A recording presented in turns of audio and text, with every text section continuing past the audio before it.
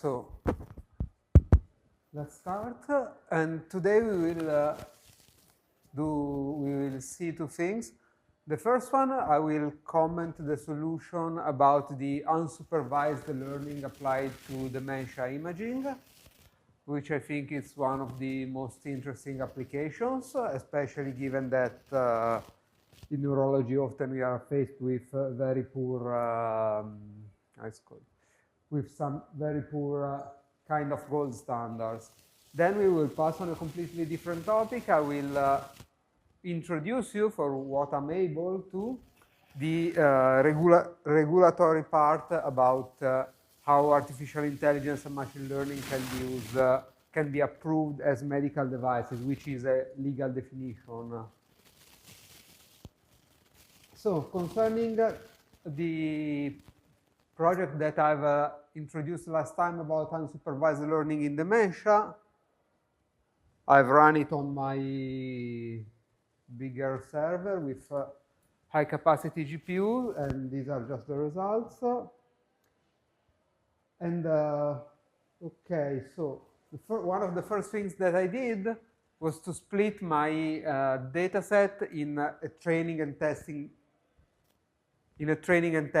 data set.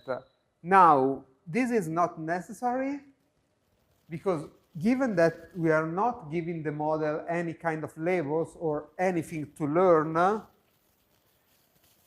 we can even use the whole data set. The only reason for which it could be useful to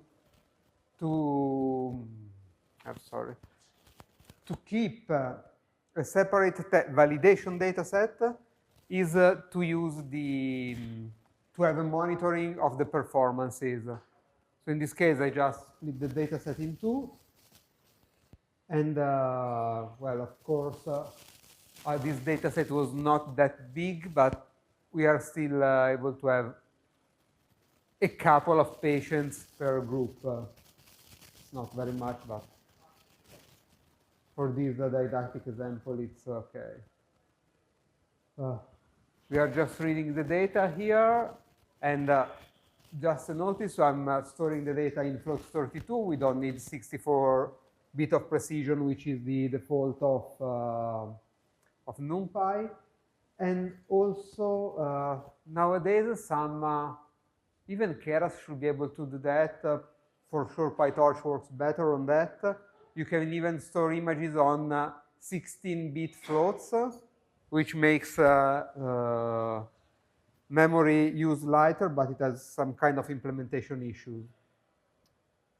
Now, if you scan through the data, we go in the normalization phase, you will see that images get all kind of possible intensities from 0 to 1, from 0 to 10,000, and whatever.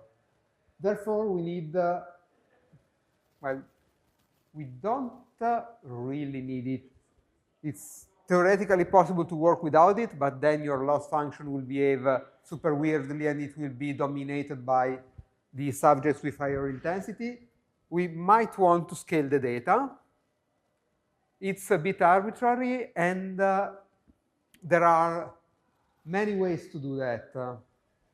What I've done here, given that we are working with brains that have been brought into a standardized space, is to compute the mean of all the brain uptake, the intensity of all the neurological structures, excluding skin and glands outside of the brain and so on. Nothing prevents you to use other kinds of scaling like mean and standard deviation of every volume, or you can even scale between 0 and 1 with, hard thresholds, the so-called min-max scaling. Now, these images have been heavily smoothed. So in this case, probably min-max scaling is suboptimal, but it works the same. However, if you add a very noisy images, that using a min-max scaling will maybe mean that your mean intensity for one subject ends up being 0.5, and in the next subjects end up being 0.1, because it depends on the highest, on a single box with the highest intensity, which doesn't really make sense. And so it makes the optimization much worse conditioned.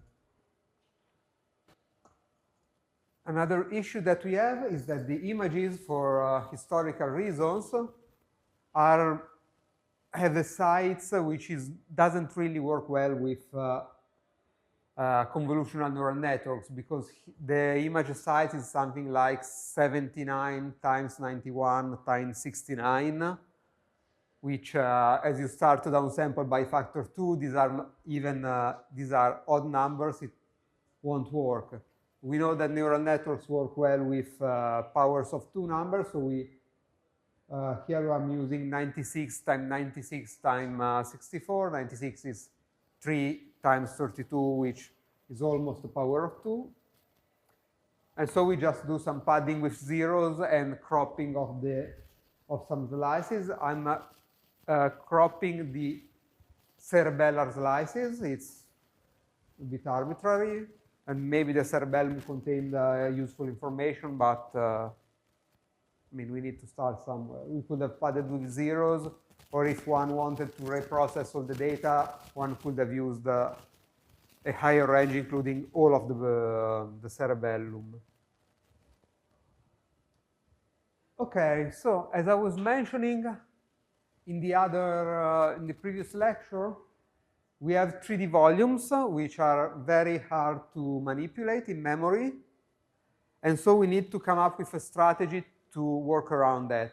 Well, we can, if we have infinite IT resources, we can just brute force that. It's a valid approach. What I've done here is to use the Z slices as they were channels. And also I have kept in mind that we are working with images that have been smoothed with an 8mm filter, and they have 2mm pixels. So they are very, I have much more pixels, many more pixels that I need. So what I'm doing is something which is completely, let's say, is an ad hoc solution, but it happens to work well enough. What I'm doing here, like, I'm using 3D convolutions with just 2 channels and 4 channels and directly stride 2. So my networks learns how to downsample images. And after that, you can see I've commented the pixel size in output and number of pixels. I'm already left with a volume of 24 by 24 by 16 and 8mm pixels. I'm doing a convolution with a kernel size of 1, which has the effect of just convolving along the channels and reduce the output size. And then I'm reshaping to use Z slices as they were channels. And then I start downsampling in the usual way. Then here we have the most characterizing part of an autoencoder. We take all the data, all the numbers that we have that are images, we flatten them, and we put them in a fully connected layer with no activation. Because otherwise we would have, the outputs will not be well distributed, because they will be truncated at 0 if you use a rectified linear unit. Or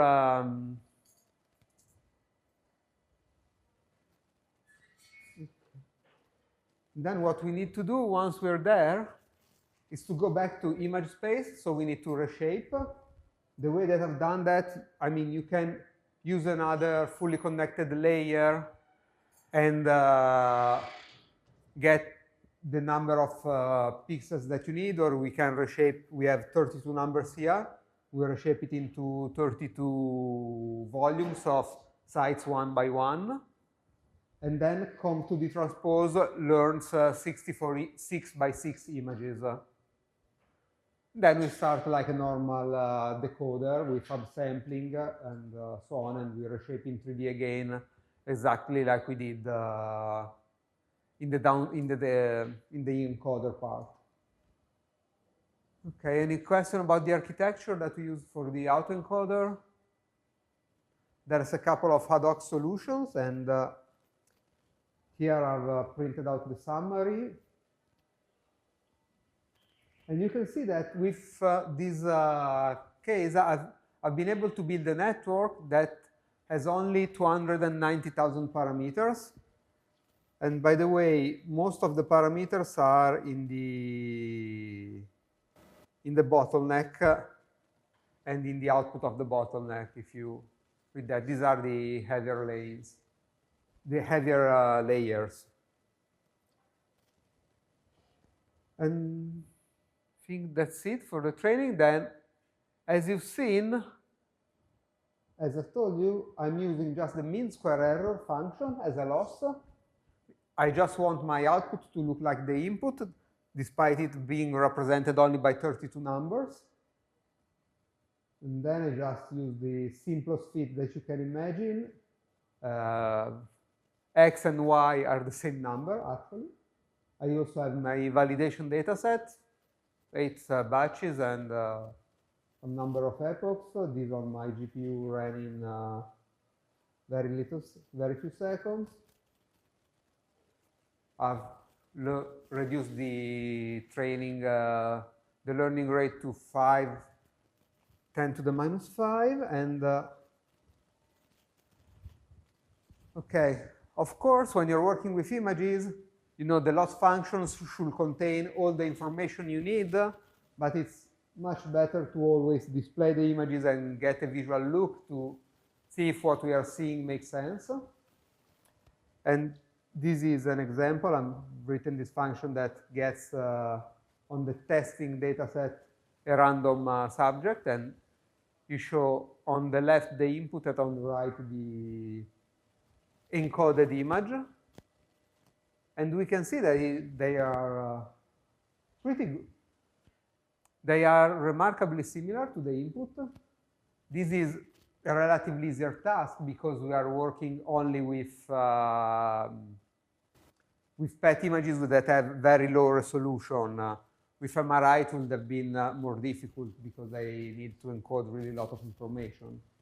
You can see, like we've seen in the denoising experiment, that the encoded images are more smooth because you can see that we have some kind of a gyrus in the gray matter. Here it's represented straight. Here also the cortex is represented straight instead of with its specific gyri. This can be expected, especially we are, again, describing a whole brain, a 3D structure, not even a 2D structure, using only 32 numbers. And still, the representation is pretty good, but of course, when our network needs to needs to decide how to represent when it needs to fit an output, if we are using the mean square error as the loss, it will give us the mean of all the possible images that are compatible with the input one. So the mean is by definition something smooth. Okay, so this is all good. But until now it's not that useful. So what we need to do is to analyze the latent space. We have 32 numbers. What do we do with these 32 numbers? Well, first we need to build a model that gives us for each input subject the latent space variables. What we've done here is with Keras is pretty easy. You just create a new model with output model times model get layer, the name of the layer you're interested in. We run the prediction on the batches, on the two data sets, the training and the testing data sets, and we put them in list and then build an array out of that. Now, what do we do then? Let's see, we have three kinds of information in our database. We have first the class of the subject, which was healthy or 3 types of dementia. But we also happen to have the age of the subject and the sex of the subject. And let's see what of that was present in the data set. Well, to do that, we want to run some regressor or classifiers on the latent space variables, and we do that using the simplest classifiers we know, because we have already run all the encoding. So the features, the classes, if recognizable in the data, which is not necessarily the case, should be pretty easy to recognize. So here I'm running a random forest, and on the data set, the classification in our 4 categories works pretty well. This is the testing data set. It's very few subjects, but if we run the confusion matrix, we can see that it's pretty diagonal. There is like no AD gets confused with healthy controls.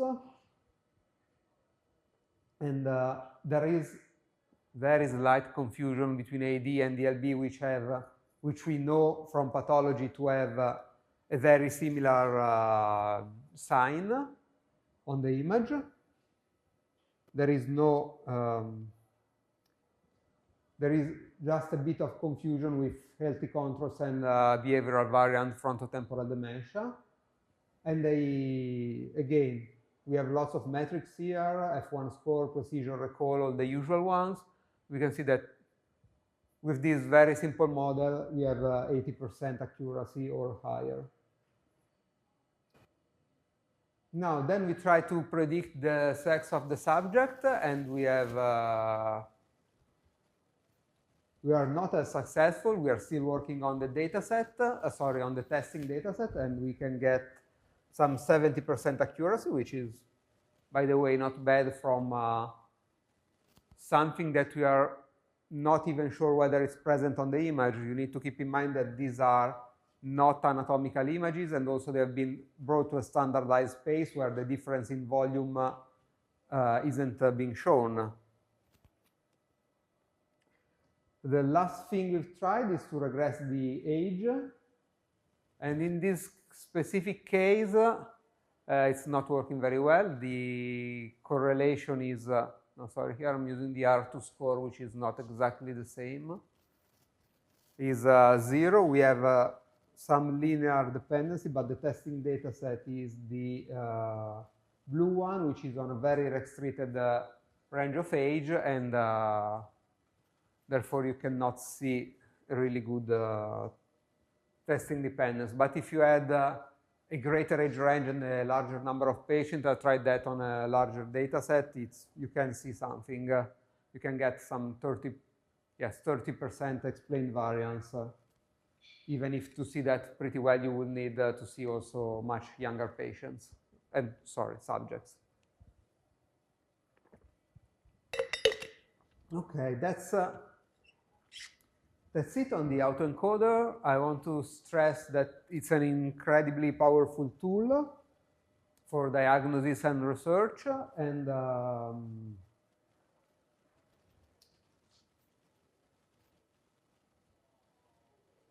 yes, I guess that's it. Oh, and by the way, you can use, once you analyze the standard, the latent space, especially with more advanced kinds of autoencoders that impose regularity on the standardized space, you really can separate every dimension of the latent space describes every particular phenomenon, and then you can try to vary the value and try to see in the image which features are explaining something. So it also adds a bit of explainability, even if explainability is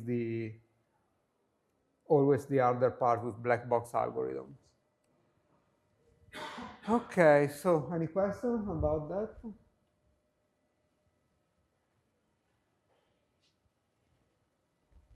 Okay, if not,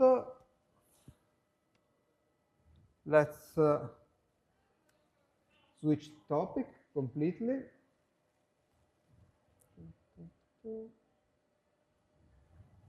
Okay, we are going to talk a bit about the regulatory of artificial intelligence in the medical field. I'm using the American standards because they are the easier one to get information about. This is not trivial because it's surprisingly less clear than you would imagine. There are no straightforward guidelines, or maybe it's even straightforward to imagine once you start to think about how do you regulate something which is hard to control given the black box nature of AI tools. Now, the first thing is a legal definition.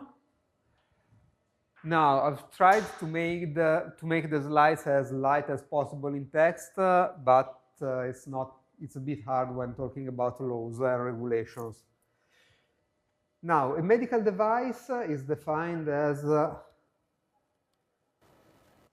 any instrument, apparatus, appliance, software, implant, reagent, material, or other article to be used for some specific medical purposes, which include diagnosis, prevention, monitoring, treatment, alleviation of disease or injuries, compensation of disabilities.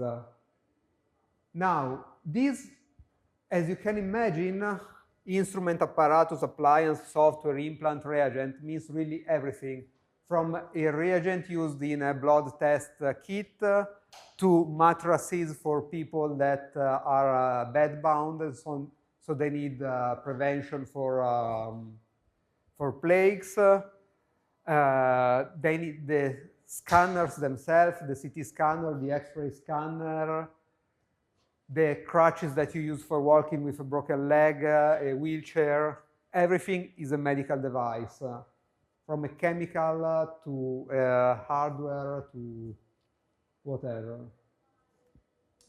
Now, we have a question. Is artificial intelligence or machine learning a medical device? That's a complex question. It depends on or in general, the algorithms. Is an algorithm a medical device? Not really. Nowadays, depends on how you use it. Nowadays, there exists the category of software as a medical device, which means that you can buy a USB dongle of a software that you will install on your own computer, which is not a medical device. And you can run the software which has been certified as a medical device. However, it can also be a physical device which inside includes artificial intelligence. As an example, if someone has the fitness band by Apple, now there is the atrial fibrillation prevention monitoring tool which is certified as a medical device. And in this case, what is certified is the watch itself. Then the watch inside contains the algorithm. Also, when you're buying a CT scanner, the CT scanner includes a computer which reconstructs on the fly the image, and the algorithm can contain an artificial intelligence part. But in this case, the whole bundle, including the computer itself, is a medical device. Up until a couple of years ago, when software as a medical device started to exist, you had physicians who were reading images on some computers that they were sold as medical devices. The whole bundle as a computer, operating system, which was generally a very closed operating system, screen, certified screen, and so on. Now, there are, in the US again, but the EU is not too different, 3 medical devices categories. Category 1 has minimal potential to cause any harm. This probably is things like your smartwatch. If it's certified, not all smartwatches are certified as medical devices.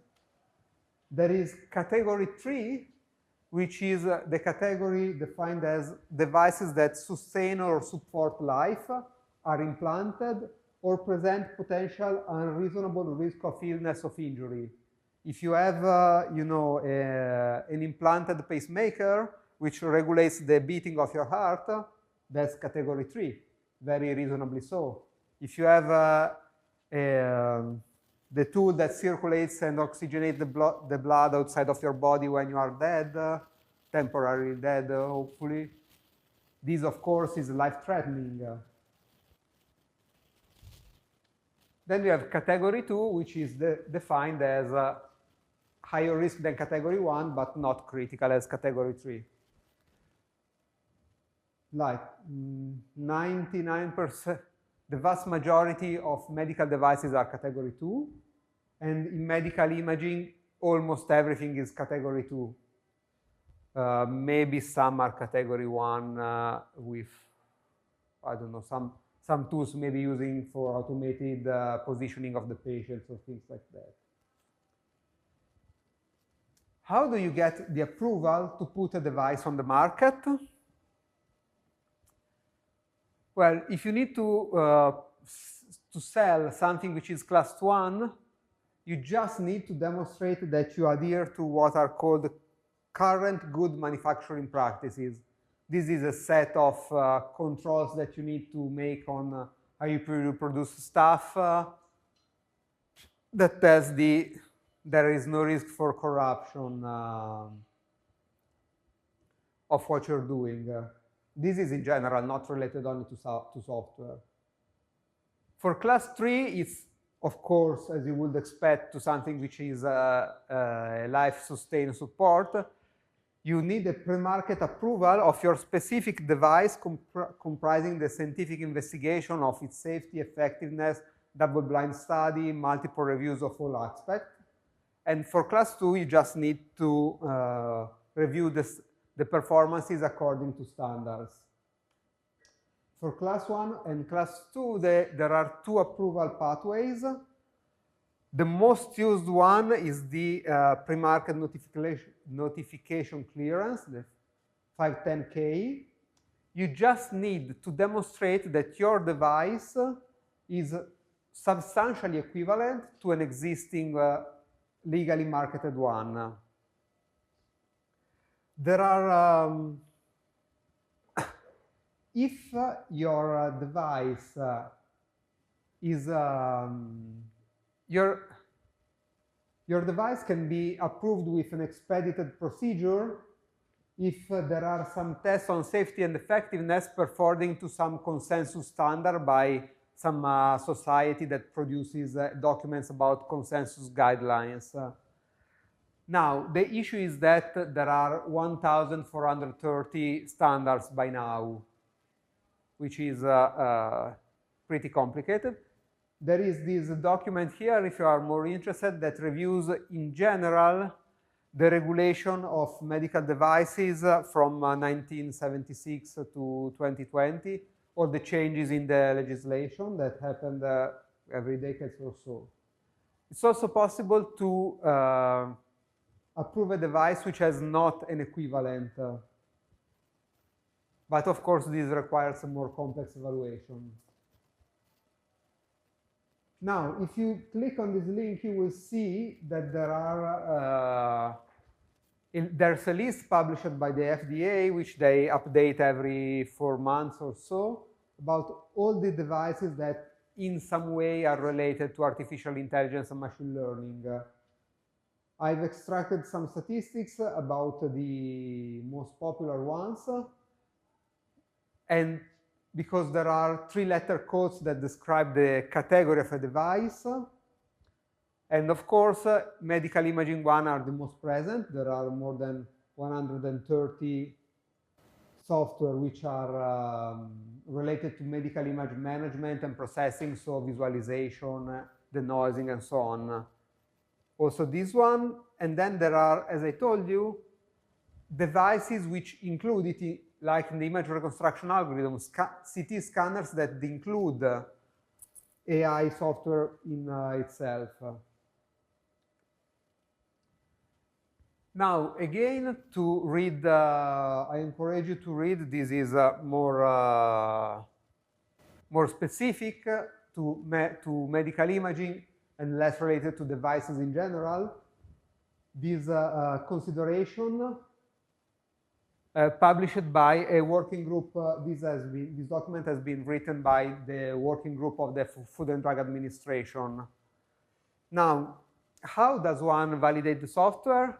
The first thing that one needs to do is to determine the regulatory pathway, like the 510K, the non-inferiority, and the product class, whether if you want to submit your device as a medical imaging visualization software or a different, or a CT scanner or one of the other multiple thousands of categories. According to that, one can find the guidelines which are not really very standardized and then there is one submits its device to review to the FDA. This needs to contain this information, which is the indication for use and the clinical context. We'll see every one of that. Now, the description of the model used, the training and testing data used, the non-clinical tests performed. Then there are these other clinical testing that can be performed. Now, indications for use, they are mandatory for any drug or medical devices. And they are legally blinding for the medical user. Like, if it's also something that's present on drugs. If you have some eye drops that tell you this is for allergy, even if a physician knows that they will work well for another pathology, they cannot legally use them. It's the so-called off-label use, which is not approved. Now, this is the example of the indications for use for one specific software. They might appear to be a very generic sentence, but actually it's legally binding for the user. This software, which is a software used to analyze the bone marrow in CT images, tells you that this is an image processing software. It utilizes deep learning for bone segmentation to facilitate visualization of bone marrow in spectral body and extremity CT images. This means that you cannot feed it MR images, that you cannot use it to analyze, I don't know, bones of the hand because you're not analyzing the bone marrow. So maybe the algorithm works also for, in that case, is to recognize bones, but if you use it for that non-prescribed case, you will have some legal problems. And it says here that it can be used to review both traumatic and non-traumatic bone pathologies. This tells you that it could have been different. If it tells you that it can be used only on the non-traumatic bone pathologies, if you have someone with a broken bone, even if the algorithm appears to work, if it has not been validated, you cannot legally use it. Now, then the other things that the FDA recommends to attach is the description of the model. They recommend to use to describe the architecture using flowcharts and literature references. And you need to specify, as you might have noticed from the notebooks that we did, even if they were really simplified, that sometimes the devil is really in the details, the devil about the performances. So you need to specify the input, which include data dimension of each input, because in a machine learning model, we just put images in input, but maybe you could have put also patient metadata as input to the algorithm to do a diagnosis. There's no need to input just images. If you're using any engineered features and you have selected some features, you need to describe how you did it, especially for the engineered features. We have seen that even if you're using artificial intelligence, which do most of the image recognition itself, you might need a lot of post-processing, even just cropping the images to have a standardized number of voxels or to standardize the intensity. You need to describe it. because that can really impact performances quite a lot. They want you to describe the network, especially because these might, it can help the reviewer understand the complexity of the model and therefore the robustness. Of course, the reviewer will use a lot of heuristics and some of his experience to understand that. And then you need to describe all the development, training and tuning process, if you use transfer learning, data augmentation, or regularization methods, ensemble method, and so on and so on. Because you've probably seen in other courses, if you read papers about, I don't know, denoising performances, classification performances, and so on, people just say, okay, I've introduced this new architecture, I've modified it a couple of times, and my performance is 96.3%, which is better than the state of the art, which is 95.9. But maybe this person just tried to train the model 40 times, changing the parameters, and one special combination that specific day gave it the extra 0.3% accuracy. So it should be pretty robust to hyperparameter tuning. You don't want to have 96% one time and 80 the other time. Then, of course, you need to describe the data on which you did the training and the testing.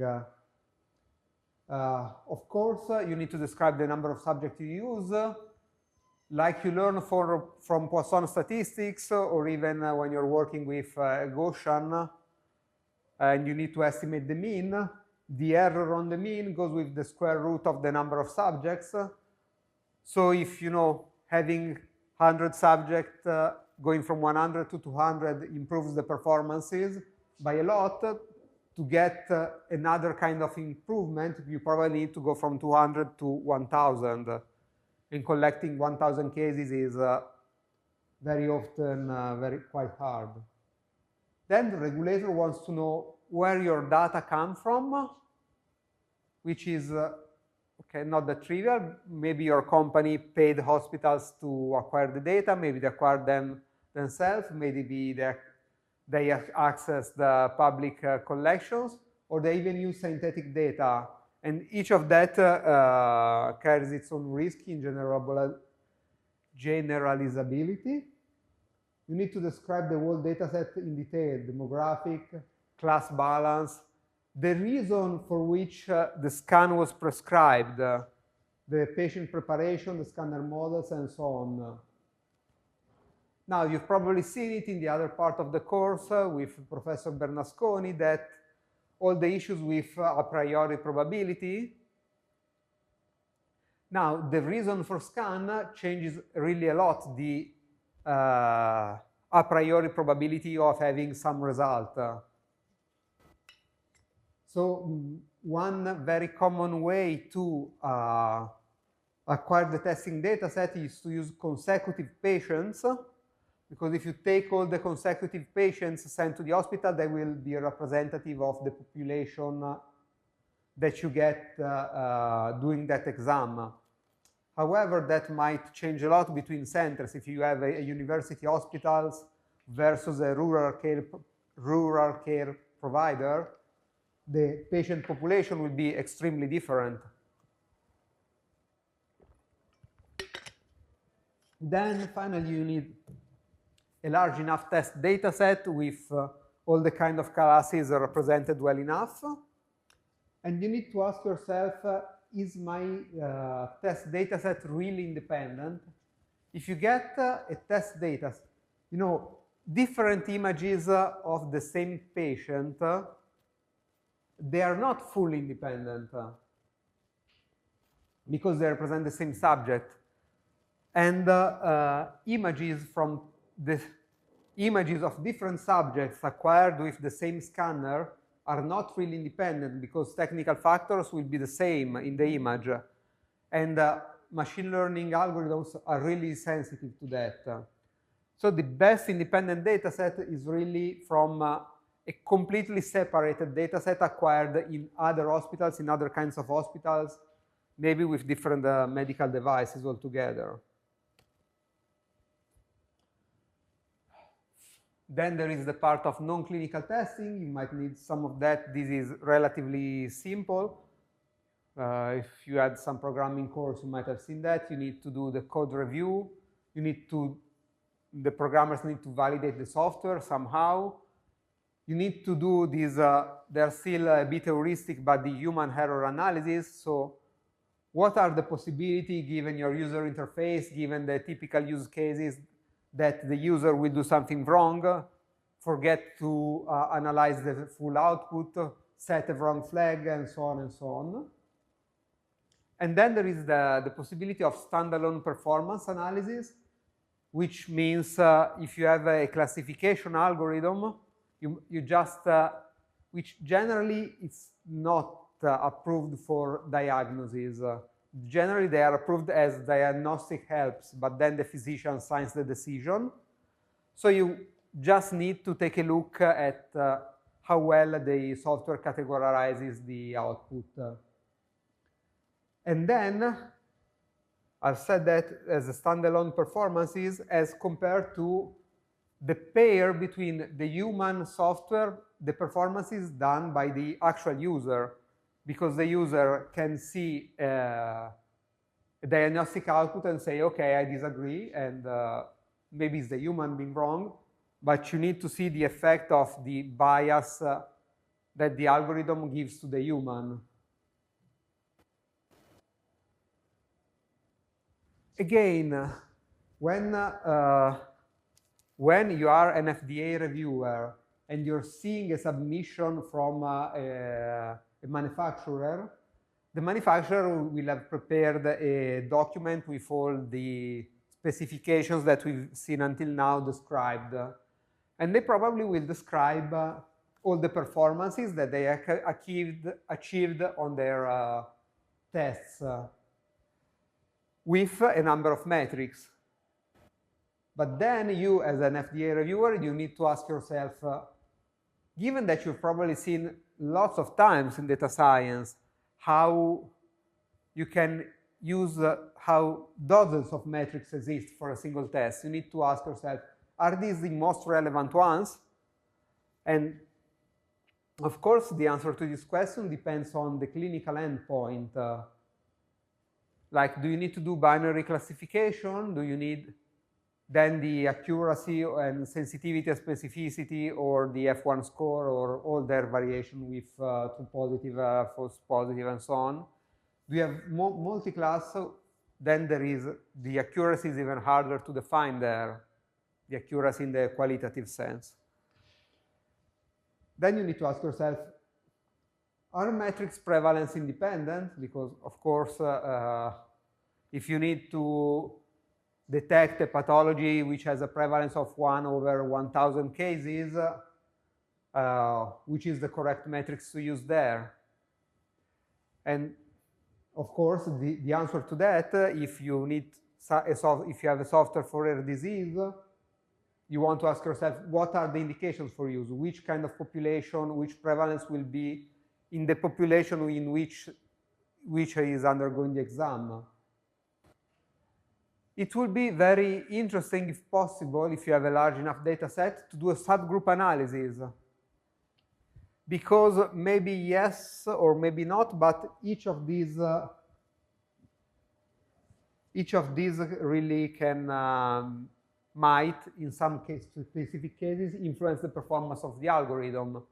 Race, it has been found that some algorithms implicitly learn the race of the participant, even if they haven't seen that. The acquisition center, the device you used, different acquisition centers can have a very different population.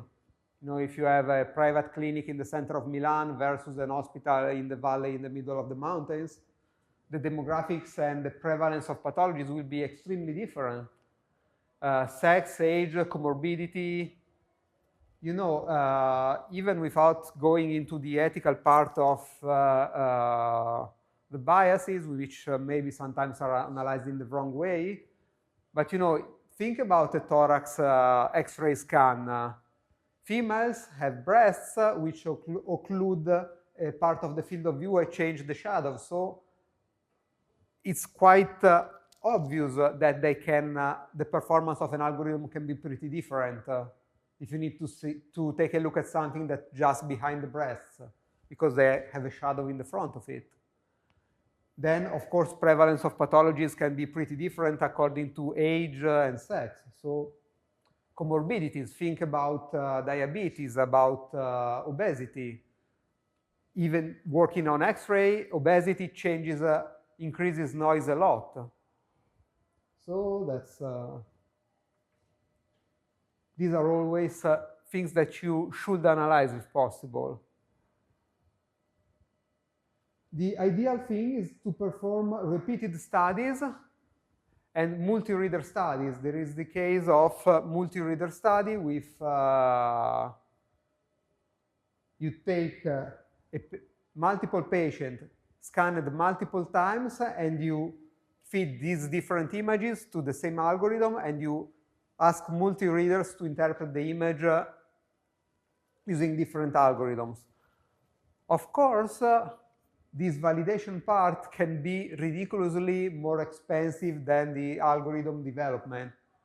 We've seen in this course, I've given you some notebooks in which we have done quite decent performance denoising, diagnosis, and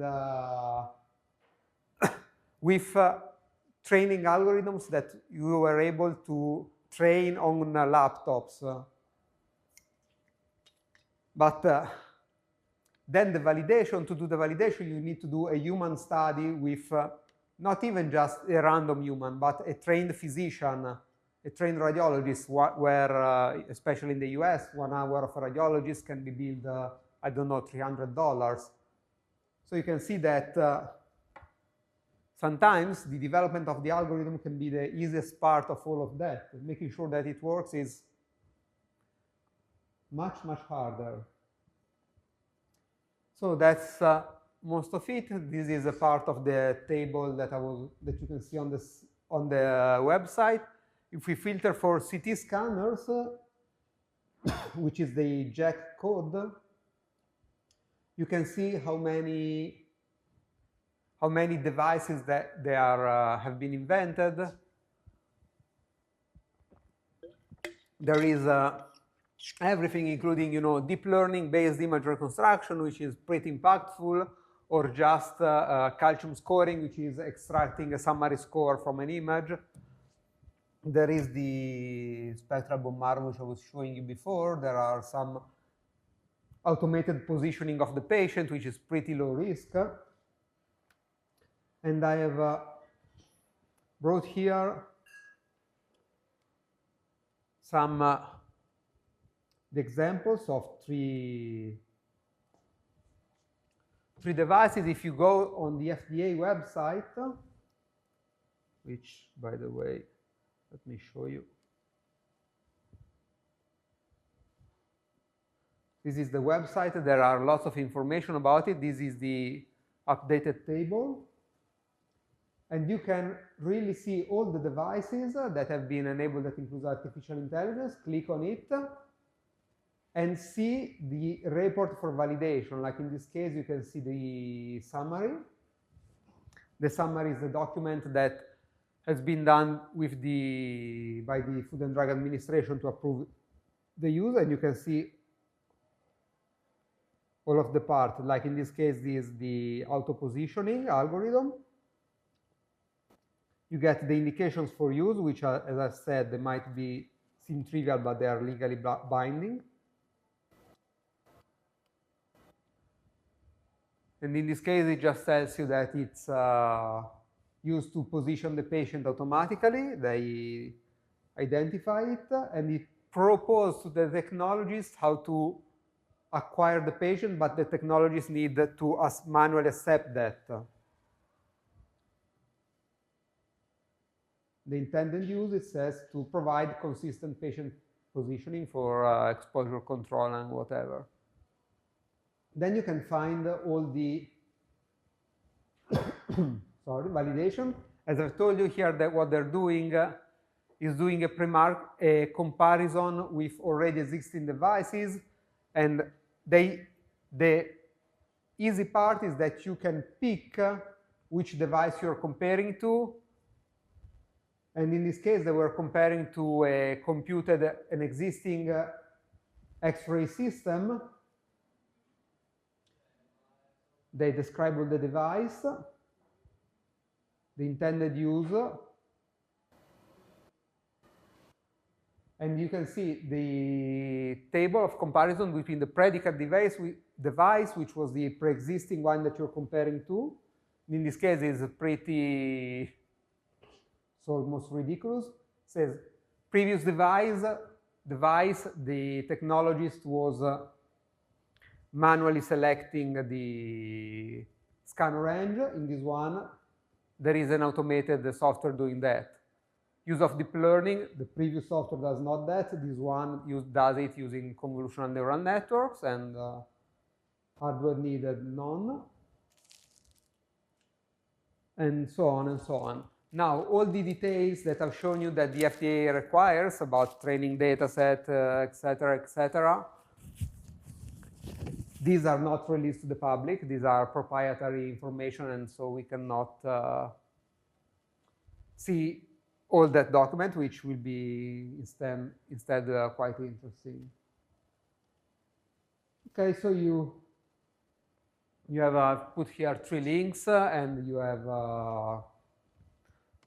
and I encourage you, if you are curious, just to go around on this website. As I said in the initial slide, there are more than 1,000 approved devices, 70% of which deals with radiology, and another 20% of which deal with images with other kinds of images, only 10% for all other fields. Okay, so that's it for the regulatory part. Do you have any question?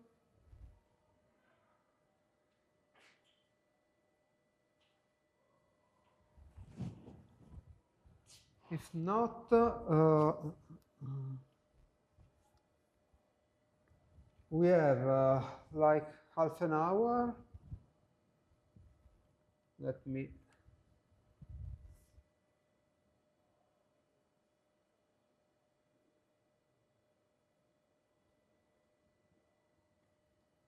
Okay, so we can do 2 different things.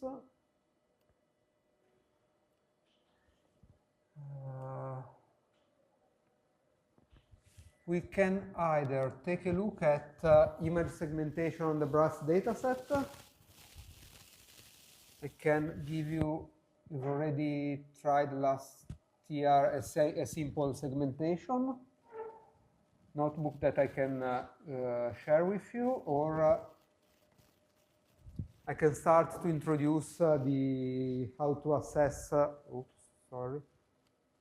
a medical paper about this in general and about this kind of topics, which is something that I will finish in the next lecture, which is, by the way, is the last one on Monday. As for the for the exam, you will be asked to read a scientific paper about the use of machine learning in medical imaging, and to discuss that and to present it. So, which of the 2 you prefer, segmentation or this theory part? So, theory, not really theory heavy.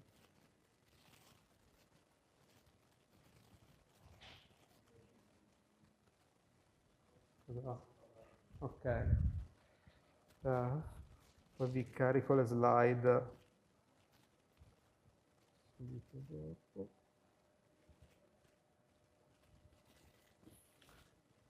Okay, I'm just going to, these slightly overlap and should pick up with where you're left with Professor Bernasconi,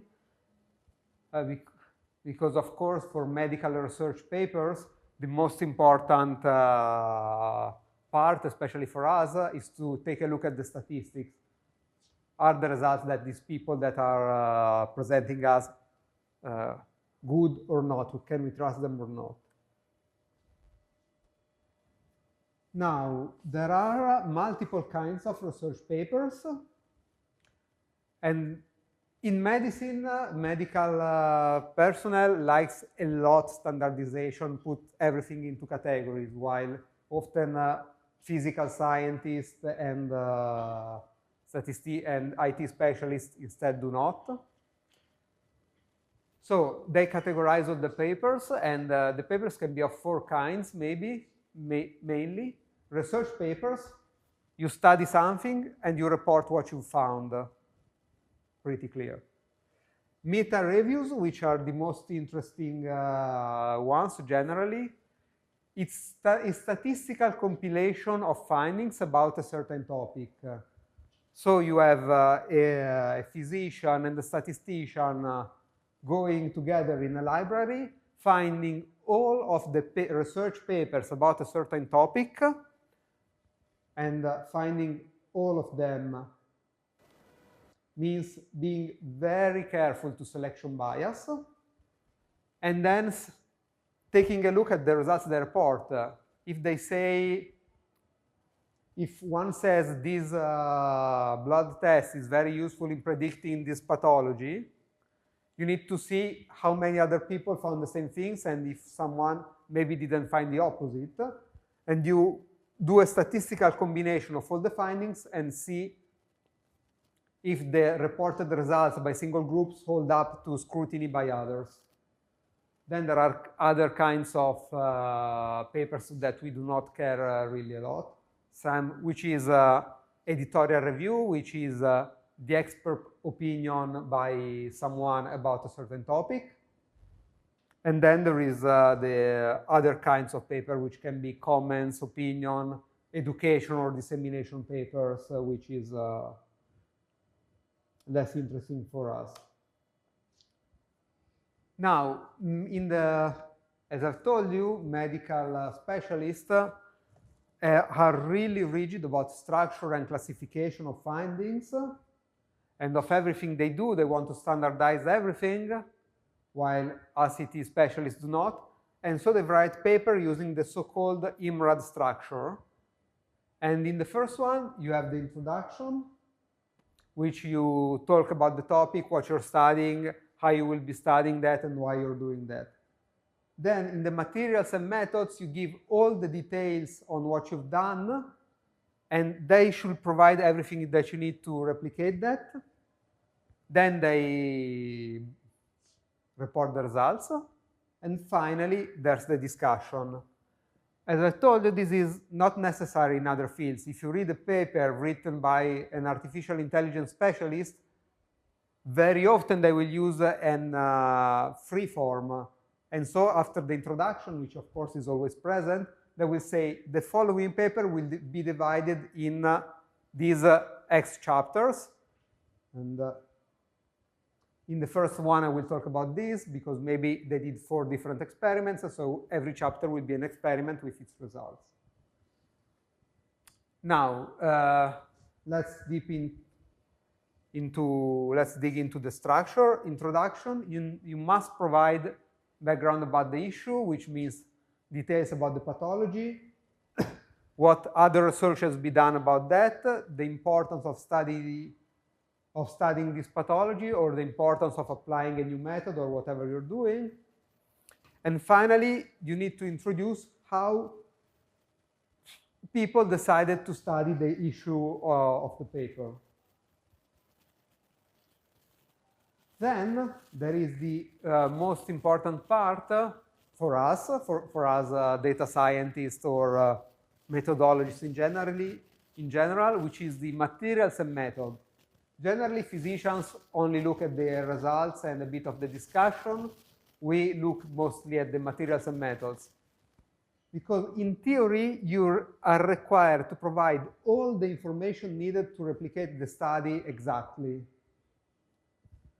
Now, in some studies about the effectiveness of drugs, they go as far as reporting, we bought this reagent, and they do it not sometimes, like 90% of the times. They will tell you, we brought this reagent from this brand, which was produced in this factory, and we used the lot number, So the specific production batch, generally we don't care so much about that. If it's a patient study, you report something about patients. They need to report how the patients were chosen, so the inclusion and exclusion criteria, which is fundamental because here is where the bias, meaning the statistical bias, comes in. And then also, you have seen probably in the other course, there is all the kinds of possible selection, you know. There is the observational study, so you just look at what's happening. There is the interventional study, there is the randomized study, there is the retrospective study in which you pick data that you have in your hospital and analyze them, or there is the prospective study. You decide that you will enroll all the future patients that will come. Every method might introduce different kind of bias, so it's pretty important. And I'm not talking here about the ethical bias, but bias in the results, making your results looking better than they are. You need to report about compliance with ethical standards. We're talking about human studies. We never mentioned that, but you need an authorization for any of the study, even if it's non-interventional. Then, of course, it's the most important part for us, the procedures performed.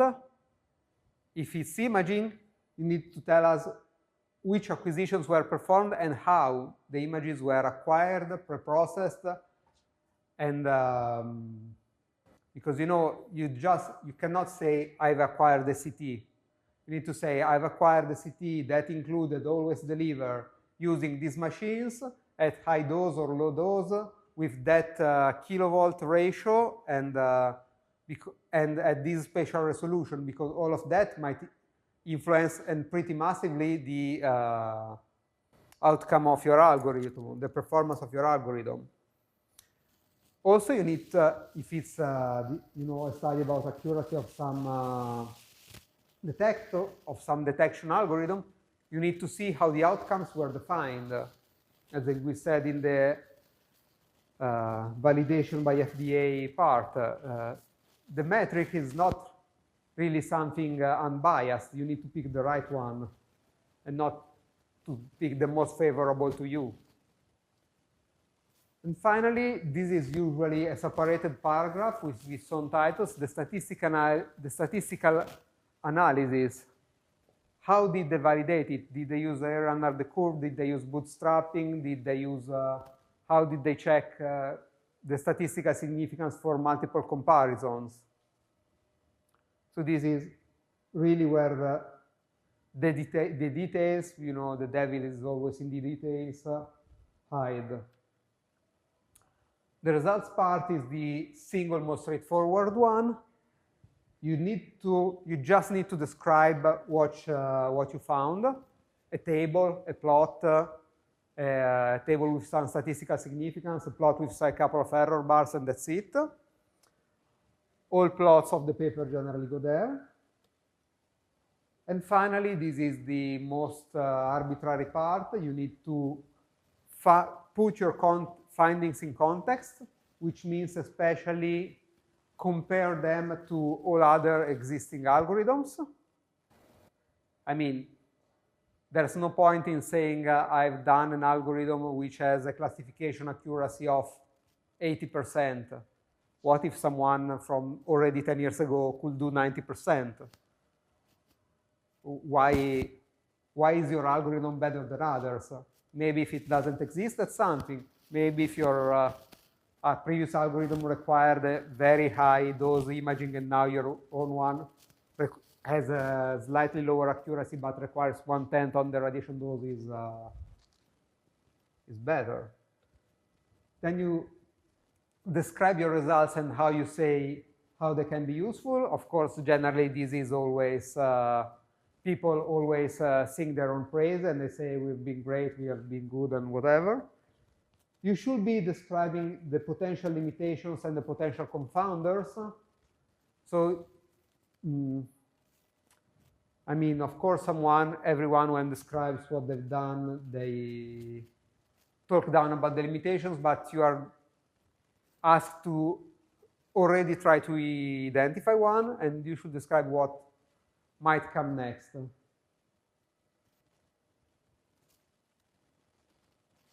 Okay, then that's it about this part. I will upload this paper on the Google Drive now, and then you can, well, you can start your look at home and reflect on. This is a paper about a specific pathology, and they describe how they use radiomics. We've seen it at the beginning of the course as a method to analyze automatically images without deep learning, but with machine learning.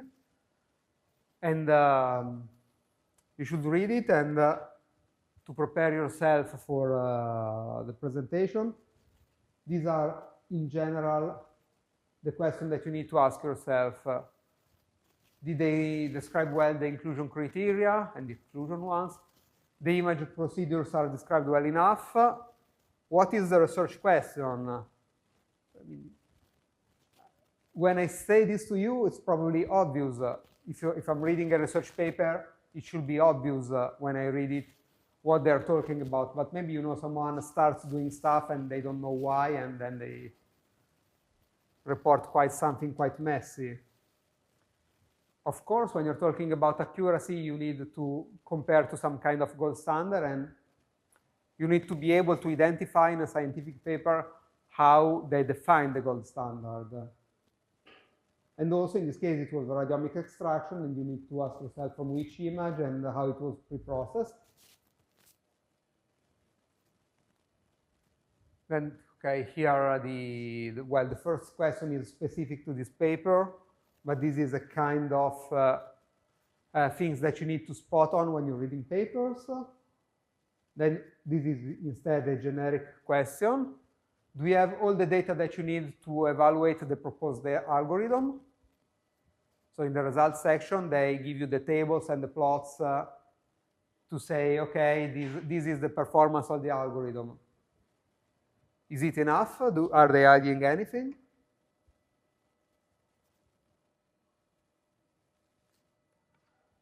And then the discussion part maybe is, despite being the most, let's say, marketing-oriented one, you should ask yourself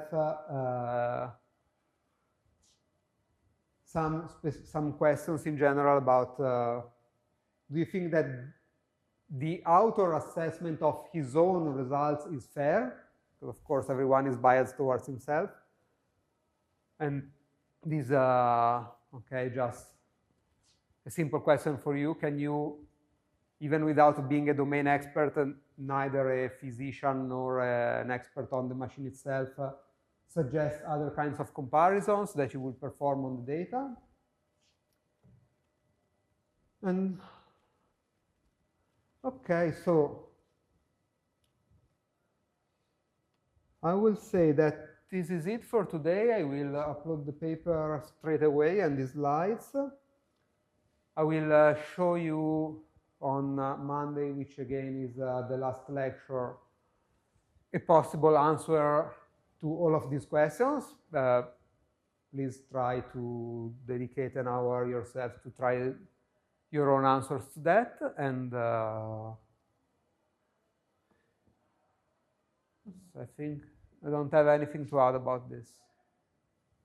I think I will already start to upload on the e-learning a survey to see in which time of, let's say, May, people want eventually to have a pre-exam. So I can get an idea of the numbers and of the period, if, you know, first part, mid part, or late part. Okay, so that's it.